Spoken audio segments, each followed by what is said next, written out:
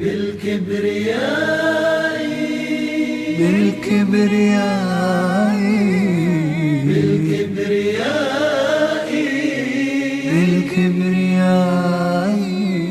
Bismillahirrahmanirrahim. Assalamualaikum warahmatullahi wabarakatuh. Alhamdulillah, salatu wassalamu ala rasulillah. Pemirsa, bagaimana kabar Anda di rumah? Kita senantiasa berharap mudah-mudahan kita dalam keadaan yang terbaik, diridhoi oleh Allah Subhanahu wa taala. Amin. Nah, pemirsa, saat ini Anda tengah menyaksikan program Liputan Lembaga. Kali ini bersama saya Aidin Alaik Bahtiar, dan berbahagia sekali saya ada di Sekretariat Yayasan Riyadhus Shalihin. Hadir bersama saya, beliau adalah seorang pendiri atau pembina, Ustaz ya? Pembina. Pembina. Sekaligus pendiri juga. Sekaligus juga pendiri Yayasan Riyadhus Shalihin. Namun yang akan kami coba perbincangkan atau akan saya coba gali lebih jauh adalah tentang salah satu program Yayasan Riyadhus Shalihin Tegal, yakni Tadribud Doa, pendirian Mahat Tadribud Doa dan Datul Ghois, Ustaz ya.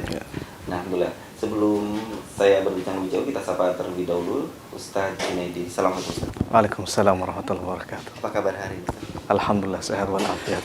Ini jazakallah khair sudah menerima Wisal TV di Riyadhus Shalihin, Ustaz. Dan saya ucapkan selamat datang kepada Wisol di tempat kami yang sangat sederhana ini. Mudah-mudahan Allah Subhanahu wa taala terus memberikan keberkahan pada Wisol dan juga juhud usaha-usaha yang sekarang ini menebarkan dakwah dan juga membantu lembaga-lembaga Islam untuk lebih maju ke depan, insyaallah. Amin. Iya, lembaga Tadribud Doa Riyadhus Shalihin ada di Desa Kademangaran, RT 2 RW 5 Dukuh Turi, Kabupaten Tegal, tidak jauh dari pusat kota Tegal. Ustaz, sebenarnya latar belakangnya apa sehingga kemudian yayasan mendirikan Mahat ini?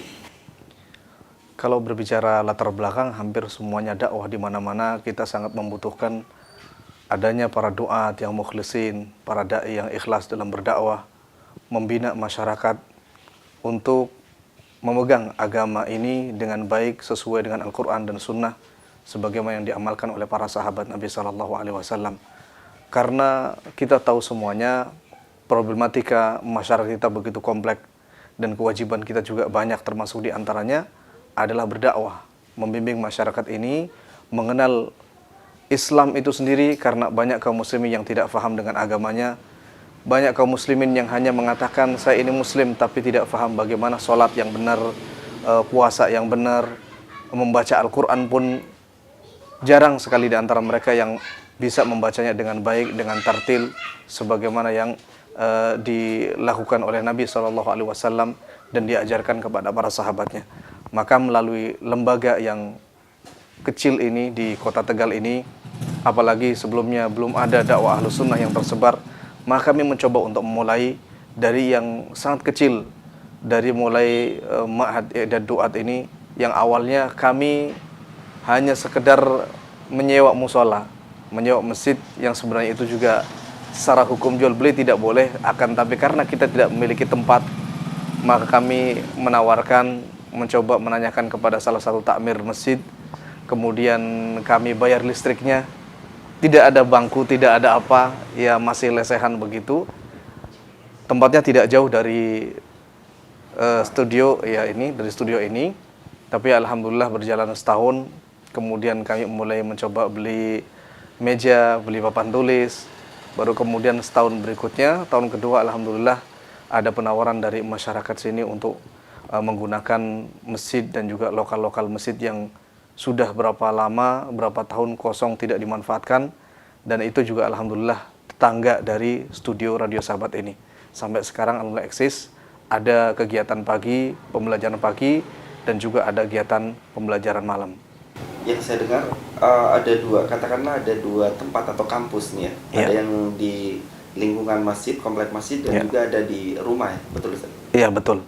Yang di rumah ya di sini nih, maksudnya di studio Radio Sahabat, dan yang di masjid di lokal masjid, karena memang hanya 3 lokal kecil, tapi alhamdulillah saya sangat berterima kasih kepada takmirnya yang memberikan waktu kepada kami untuk menyampaikan dan juga mengadakan kegiatan di sana. Ustaz, bagaimana awalnya? Apakah ada pertentangan dari masyarakat Karena kan ini rentan gitu, kumpul-kumpul seperti itu. Betul. Alhamdulillah di Kademangaran ini dari sisi pertentangan tidak ada, dan mereka menyambut dengan baik, wabil khusus masjid di sini dan juga masyarakat di sini juga tidak ada, alhamdulillah, macam-macam, tidak kemudian menunjukkan pertentangannya. Sampai kemudian berdiri radio ini juga, alhamdulillah, tanda tangan dari masyarakat sana sini sangat banyak, alhamdulillah. Kalau dari antara radio dan Mahat, lebih mana duluan, Ustaz? Tentu lebih dulu radio, ya, lebih dulu radio, karena radio dari tahun 2009, kemudian Ma'had ke sini baru tahun akhir 2012, ya. Jadi rentang waktu 3 tahun kita sudah sedikit menggodok masyarakat ini melalui radionya, dan ini sangat membantu dakwah kami di sini. Ustaz, sebenarnya ini kan kalau Ma'had ini bagian dari program yayasan ya, di bawah divisi pendidikan. Selain program di bawah divisi pendidikan, Ma'had ini ada lagi program apa? Program pendidikan yang lain, misalnya ya di SD Mutiara Sahabat ada TK, kemudian pengembangan potensi karyawan, daurah-daurah itu juga sudah sering kami adakan, alhamdulillah, sampai sekarang ini. Oke, Ustaz, dari siswanya dan kemudian tanggapan lingkungan sekitar, apakah ada berasal siswa Ma'had yang dari lingkungan sekitar? Kalau untuk dari lingkungan sekitar, alhamdulillah ada juga, terutama yang belajar bahasa Arab malam, itu juga kami sisipkan beberapa materi-materi ulum syar'i yang lainnya, tapi alhamdulillah beberapa ada, ya. Dan memang untuk Ma'had Riyadhus Shalihin ini kami tidak banyak membumbung keluar, karena kami lebih konsentrasi untuk anak-anak daerah dulu gitu. Karena kalau anak-anak daerah itu sudah banyak, insya Allah yang lain akan mudah. Karena kendala dari banyakan pesantren, kebanyakan pondok, itu yang mondok itu dari luar-luar jauh, sementara dari lingkungan sendiri tidak ada. Nah, kami mencoba untuk unik lagi, yang aneh lagi, menggali dari dalam dulu, baru kemudian kami merangkul yang dari luar sana, insya Allah. Berarti sekarang diutamakan lingkungan sekitar Ma'had. Lingkungan sekitar, daerah Tegal dan juga daerah yang samping-sampingnya, Tegal, Pemalang, itu yang lebih kami berbes, ya, lebih kami utamakan untuk diterima, insya Allah. Oke, Ustaz, terakhir, bagaimana harapan Ustaz dengan keberadaan Ma'had ini? Harapan kami mudah-mudahan masyarakat nanti ke depan menunjukkan kebutuhan mereka tentang dakwah ini dan respon mereka yang baik, dan mudah-mudahan nanti alumni-alumni dari Ma'had ini bisa memberikan bantuan yang luar biasa, terutama dalam masalah bidang pendidikan, dakwah kepada masyarakat, membantu masyarakat memakmurkan masjid, membantu masyarakat memahami agama Islam ini dengan cara benar yang diajarkan oleh Nabi SAW kepada para sahabatnya.